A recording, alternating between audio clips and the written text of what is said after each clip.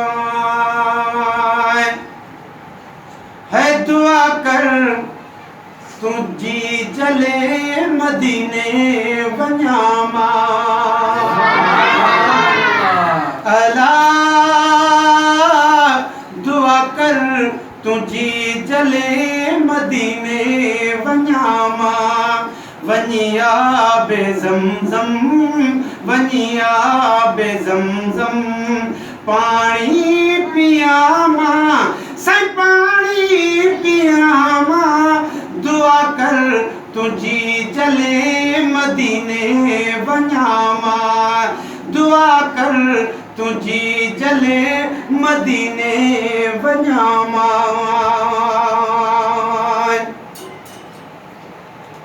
अमर जे दुआ सां लगे न दवा का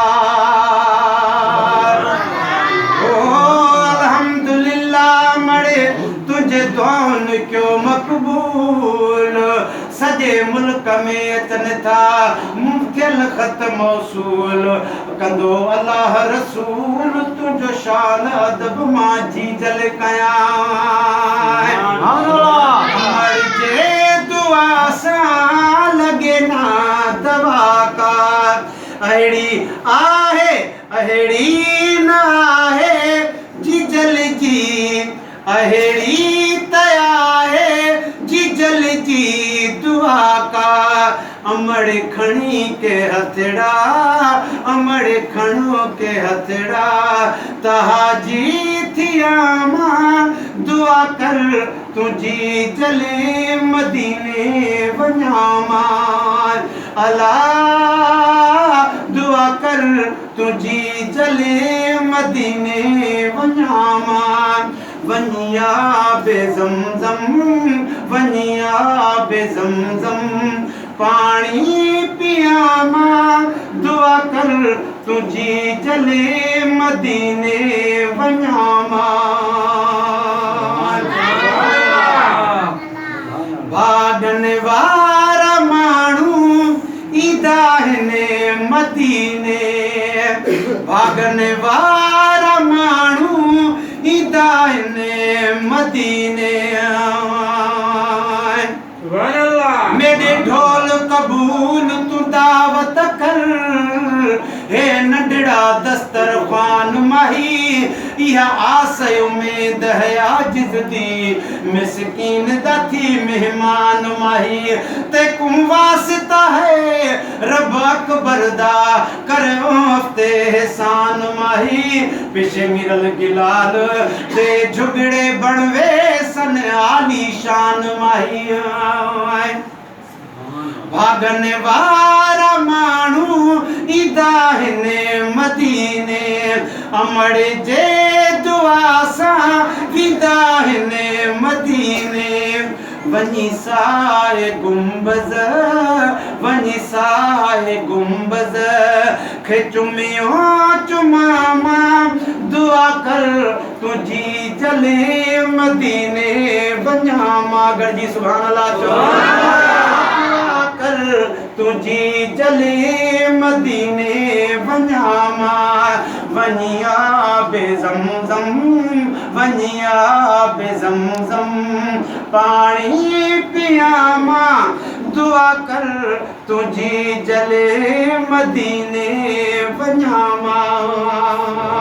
सुभान अल्लाह आहे आस मूंखे आहे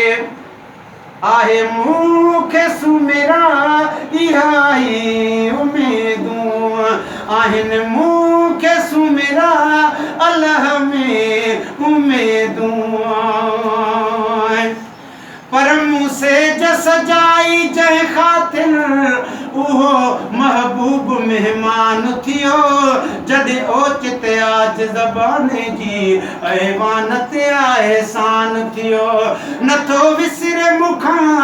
आ कसम रब जो वाह मंज़र आली शान थियो ही मिरल गिलाल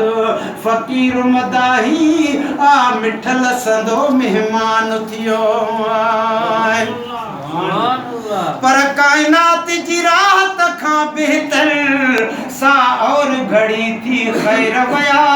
जह महल सुहाने में आयो महबूब लड़ी थी खैर बयाए इन लाल भी आदो पो नात पढ़ी थी खैर बया मुझो यार ॾिसण जे ख़ातिर तॾे मखलूक मिड़ी थी खैर बया आहे मूंखे सुमिरा अल्लाह में उमेदूं आहिनि मूंखे सुमिरा अल्लाह में उमेदूं कंदुसि मां बि नईम मदीने में दूं बि नईम मदीने में दूं पाए हजन खे भाकुरु पाए हजन खे भाकुरु पाए हजन खे भाकुरु मुबारक ॾियां मुबारक ॾियां ताते ॾुखनि लाइ कई त्यार जी जले ताते ॾुखनि लाइ कई त्यार जी जले हिन ॾुखनि ॾिसण लाइ हिन पुरनि पवण लाइ ॾिन प्यार जी जले ॾिन प्यार जी जले ताते ॾुखनि लाइ कई त्यार जी जले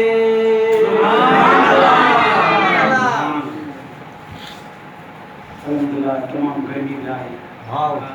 दरगाह शरीफ़ ते वियासीं उते बि हिकिड़ी नात चवरायूं ॿी बि नात चवरायूं आयासीं तव्हांजो